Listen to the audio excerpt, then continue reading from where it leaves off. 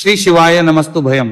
दोस्तों, जैसा कि आप सभी लोग जानते हैं कि 4 अगस्त 2026 यानी मंगलवार को पड़ रही है सावन मास की कृष्ण पक्ष षष्ठी तिथि और मंगला गौरी व्रत।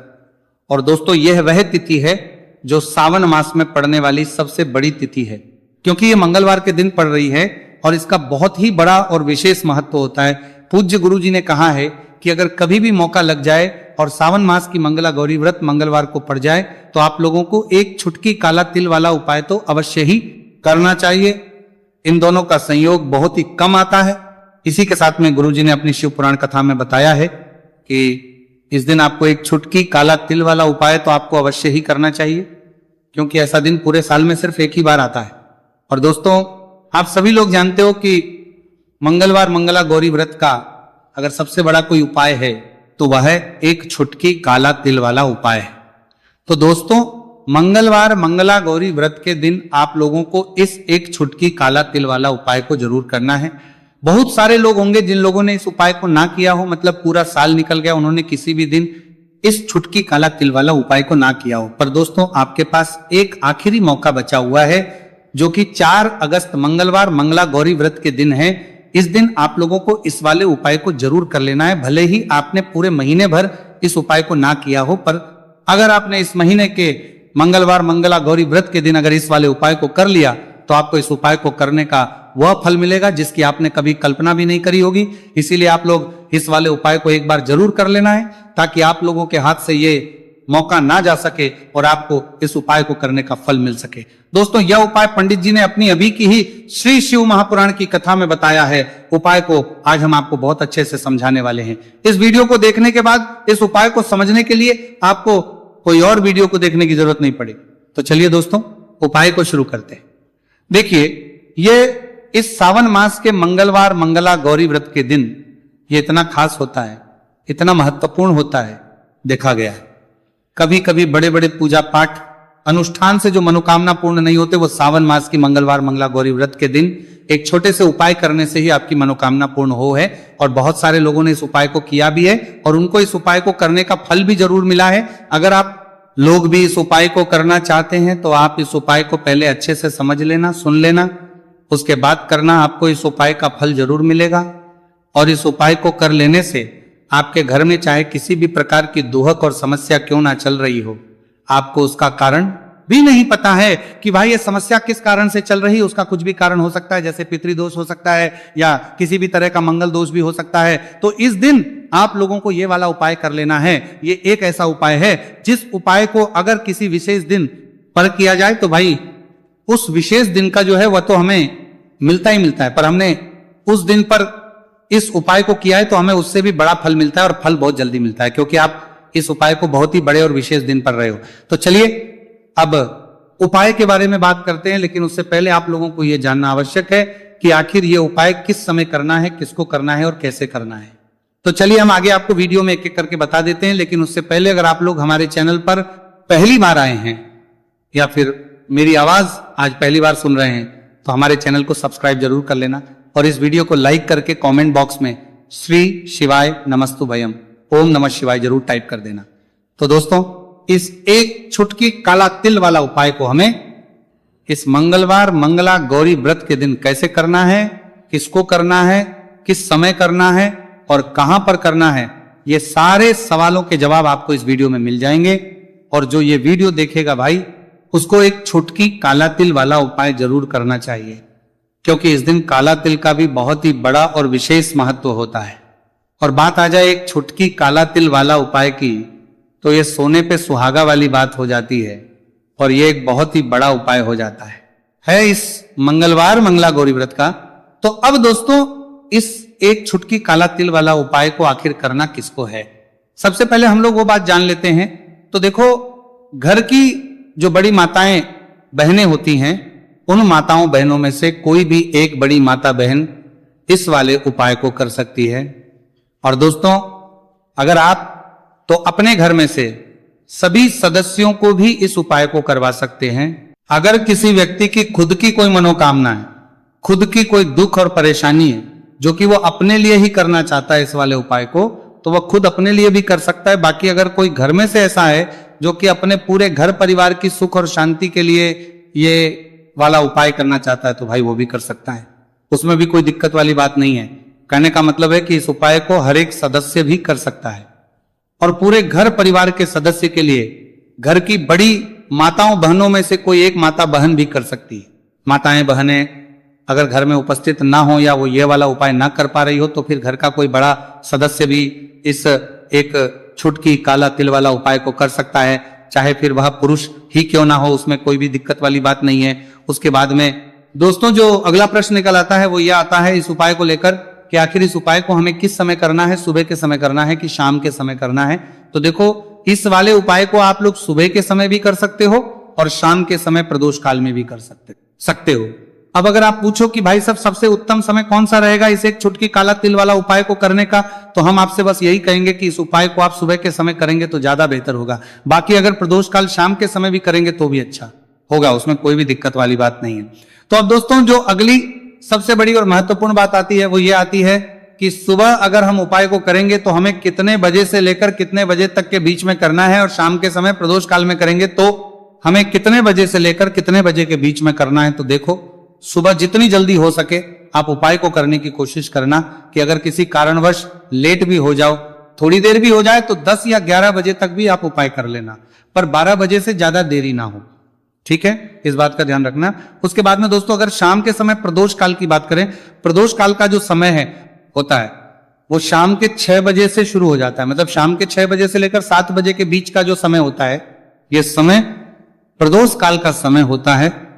तो आप उपाय को 7 या 8 बजे के बीच में भी कर सकते हो, मतलब शाम के 6 बजे से रात 8 बजे के बीच में आप कभी भी इस वाले उपाय को कर सकते हो, उसमें कोई भी दिक्कत वाली बात नहीं है। देखिए यदि आपके जीवन में संकट बहुत ही अधिक चल रहे हो, समस्याएं बहुत ही अधिक चली हो, एक एक रूप खर्च करने आपको बस ओढ़ रहा है, भूमि से जुड़ी हुई कोई भी समस्या हो या फिर आपके विवाह से जुड़ी हुई कोई भी समस्या हो या आपके व्यापार से जुड़ी हुई कोई भी समस्या हो, तो आपकी ये सारी समस्या इस मंगलवार मंगला गौरी व्रत के दिन समाप्त होने वाली है। तो चलिए दोस्तों जानते हैं उस विशेष उपाय के बारे में। देखिए इस वीडियो में हम पूज्य गुरु जी द्वारा बताए गए 3 बहुत ही चमत्कारिक उपायों के बारे में जानेंगे। देखिए ये जो उपाय है आपके जीवन से दुर्भाग्य का तो अंत करेंगे ही, साथ ही साथ यदि आपके जीवन में धन की समस्या चल रही है तो वह सभी भी आपकी समाप्त हो जाएंगी। देखिए गुरुजी ने बताया है कि जब भी मंगलवार मंगला गौरी व्रत का दिन पड़े तो हमें कर्ज मुक्ति के लिए कुछ उपाय करने चाहिए। इसी के साथ हमें धन प्राप्ति, भूमि से जुड़े कार्यों और विवाह के लिए भी उपाय करने चाहिए।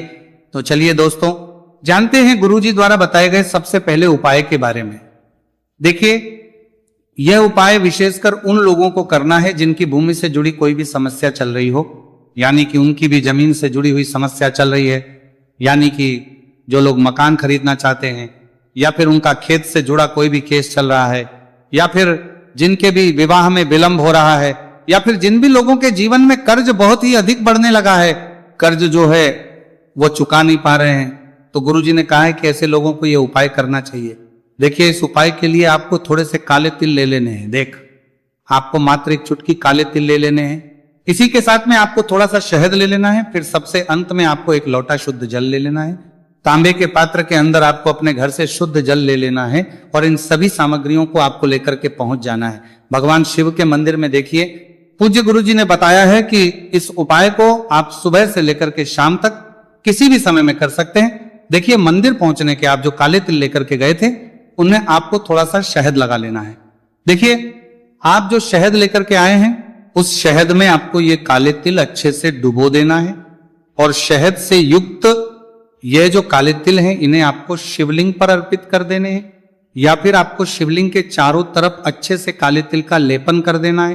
पूज्य गुरु जी ने बताया है कि लेपन करते समय यदि आपके जीवन में कर्ज से जुड़ी समस्याएं चल रही हैं, लेपन करते समय आपको आर्यन मुक्तेश्वर महादेव का स्मरण करना है, या फिर आपके जीवन में विवाह से संबंधित या फिर जमीन से संबंधित कोई भी समस्या चल रही है तो फिर आपको मंगलेश्वर महादेव का स्मरण करना है।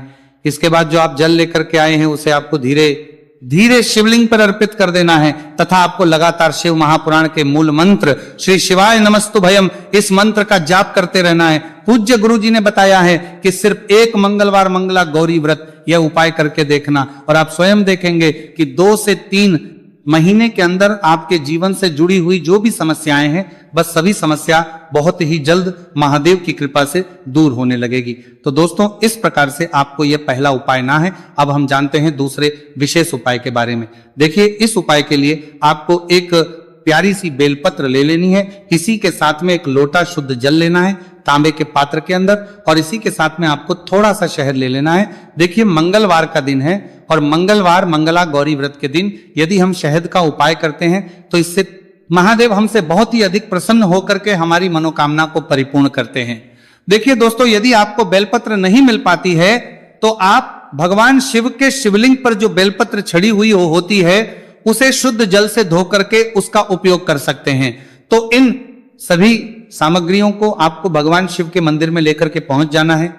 गुरुजी ने कहा है कि इस उपाय को भी आप सुबह से लेकर के शाम तक किसी भी समय में कर सकते हैं। देखिए, मंदिर पहुंचने के बाद आपके पास जो एक बेलपत्र है और बेलपत्र की जो सबसे बड़ी वाली पत्ती होती है और उसकी जो चिकनी साइड होती है उस पर आपको अच्छे से शहद का लेपन कर देना है। यानी कि बेलपत्र की बड़ी वाली पत्ती पर, पूरी ही पत्ती पर अच्छे से शहद कर देना है, लगा देना है। अब देखिए, ये जो बेलपत्र है इसे आपको अपने सीधे हाथ की हथेली पर रखना है और आपके जो भी कार्य अटक रहे। देखिए, बहुत से लोग ऐसे होते हैं जो अपने नौकरी को प्राप्त करने के लिए सालों से तैयारी करते हैं लेकिन उनको नौकरी नहीं प्राप्त हो पाती है। बहुत से ऐसे लोग होते हैं जो बहुत ही मेहनत करते हैं, धन भक्ति के लिए बहुत अधिक प्रयास करते हैं, लेकिन फिर भी उनको धन प्राप्त नहीं हो पाता है।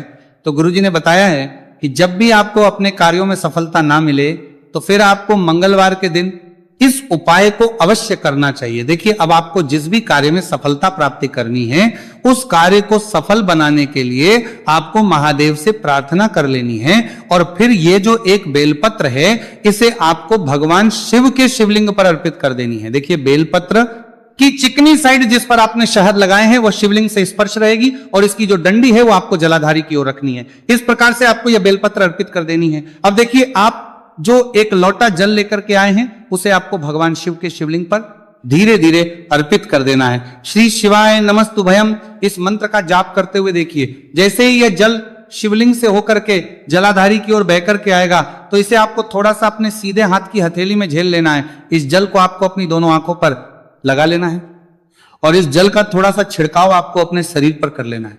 पूज्य गुरु जी ने बताया है कि जब भी हम मंगलवार के दिन शहद वाली बेलपत्र शिवलिंग पर अर्पित करते हैं तो इससे हमें महादेव हर कार्य में सफलता प्राप्त करवाते हैं। यदि हमें अपनी मेहनत करने के बावजूद भी पर्याप्त मात्रा में सफलता नहीं मिल पा रही है तो गुरु जी ने कहा है कि आपको मंगलवार मंगला गौरी व्रत के दिन यह चमत्कारिक उपाय अवश्य ही कर लेना है। अब दोस्तों, हम जान लेते हैं गुरु जी द्वारा बताए गए तीसरे विशेष उपाय के बारे में। देखिए, इस उपाय के लिए भी आपको मात्र एक लोटा शुद्ध जल ले लेना है तांबे के पात्र के अंदर। फिर इसी के साथ में आपको एक प्यारी सी बेलपत्र ले लेनी है। बेलपत्र आपको ध्यान रखना है कि कैसे भी कटी हुई खंडित नहीं होनी चाहिए। अब देखिए, मात्र 2 सामग्री लेकर के आपको भगवान शिव के मंदिर में पहुंच जाना है। पूज्य गुरुजी ने बताया है कि यह उपाय विशेषकर उन लोगों को करना है जिनकी कोई भी विशेष मनोकामनाएं जो कई दिनों से परिपूर्ण नहीं हो पा रही है, चाहे वह विवाह से संबंधित हो, नौकरी से संबंधित हो, व्यापार से संबंधित हो, चाहे किसी भी प्रकार की मनोकामनाएं जो परिपूर्ण नहीं हो पा रही है, तो उसके लिए आपको यह उपाय करना है। देखिए, इस उपाय को भी आप सुबह से कि शाम तक किसी भी समय में कर सकते हैं। देखिए, मंदिर पहुंचने के बाद सबसे पहले तो आप बेलपत्र लेकर के आए हैं, उसे आपको अपने सीधे हाथ की हथेली पर रखना है और आपको महादेव से प्रार्थना करनी है कि हे मेरे महादेव, मेरी ये जो मनोकामनाएं बहुत दिनों से अधूरी है, मैंने कई प्रकार के उपाय कर लिए हैं, कई प्रकार के व्रत कर लिए हैं, लेकिन अभी तक मेरी मनोकामना परिपूर्ण नहीं हो पाई है। तो उस मनोकामना को परिपूर्ण करने के लिए प्रार्थना करनी है और ये एक बेलपत्र आपको शिवलिंग पर अर्पित कर देनी है। देखिए, बेलपत्र की जो चिकनी साइड है वो शिवलिंग से स्पर्श रहेगी और इसकी जो है वो आपको जलाधारी की ओर रखनी है। इस प्रकार से आपको ये बेलपत्र अर्पित कर देनी है। इसी प्रकार से आपको ये बेलपत्र अर्पित करनी है। अब देखिए, आप जो एक लोटा शुद्ध जल लेकर के आए हैं इसे आपको धीरे धीरे शिवलिंग पर अर्पित कर देना है। इस मंत्र का जाप करते हुए देखिए, जल अर्पित करते हुए आपको कम से कम 11 बार श्री शिवाय नमस्तुभयम या फिर ओम नमः शिवाय इस मंत्र का जाप कर लेना है। पूज्य गुरु जी ने बताया है कि जो भी व्यक्ति 4 अगस्त मंगलवार मंगला गौरी व्रत के दिन शिवलिंग के सामने इस उपाय को करता है तो उसकी जो भी मनोकामना है वह महादेव की कृपा से निश्चित ही परिपूर्ण हो जाती है। तो दोस्तों, ये थे पूज्य गुरु जी द्वारा बताए गए कुछ बहुत ही खास उपाय। अगर आपको जानकारी अच्छी लगी हो तो वीडियो लाइक करिएगा। मिलते हैं फिर एक नए वीडियो के साथ। श्री शिव।